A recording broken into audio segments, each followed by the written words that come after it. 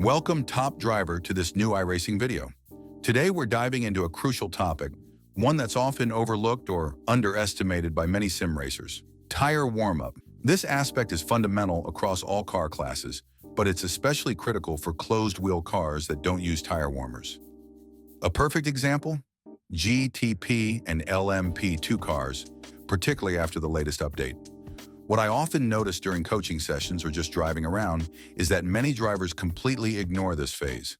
They exit the pits and immediately start pushing flat out, totally disregarding the fact that their tires are still cold. The result? They can't even make it to turn one. Lockups under braking, snap oversteer on exit, or just general lack of grip because the rubber hasn't reached operating temperature. I've seen drivers go out of the pits 10 times in a row without completing a single corner or lap. That should tell us something. To think like a real racing driver, the first priority when hitting the track must be the tires. They are the only thing connecting you to the asphalt. If they're not ready, nothing else matters. So let's break down how to build a proper outlap that effectively brings your tires up to temperature. The moment you leave the pit lane and disengage the pit limiter, start working the car with gentle weaving, small left-right oscillations. Be cautious though, you're still exiting the pits, so no heavy throttle or sudden braking. The goal is to gradually generate heat, especially in the front tires, which are vital for braking stability and turn-in precision.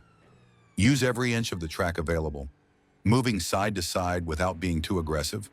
This starts raising the tire's internal temperature, enhancing grip. During your outlap, avoid curbs and stay well within track limits. Off-track excursions can dirty the tires or damage the surface, compromising grip just when you need it most, on your flying lap. On the straights, if it's safe and there's room, you can keep weaving gently and add in some moderate braking to warm up the brake discs. The heat from the brakes transfers into the tire and helps speed up the warm-up process.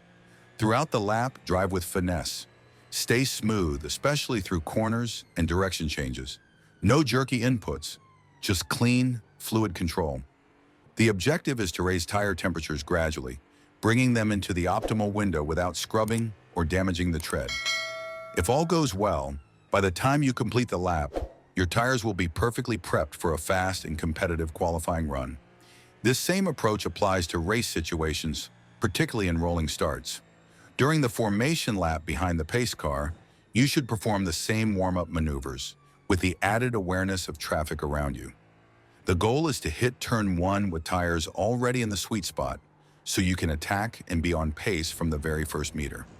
Don't forget to factor in weather and track conditions. Ambient and surface temperatures dictate how aggressive you need to be with your warm-up. In colder sessions, you'll need to push harder to build heat. On hotter days, you can take a more conservative approach. To wrap things up, let me show you a comparison between two outlaps. The first was a standard outlap, while the second included more deliberate warm-up maneuvers. As you'll see, in the second lap, the tire temperatures rise by a few degrees and show a more balanced distribution between the left and right sides. It may seem like a small detail, but it makes a big difference. It gives you that extra bit of grip that can completely change the outcome of a qualifying lap or the first stint of a race. I hope you found this video helpful. Let us know your thoughts in the comments, drop a like, and we'll catch you in the next one.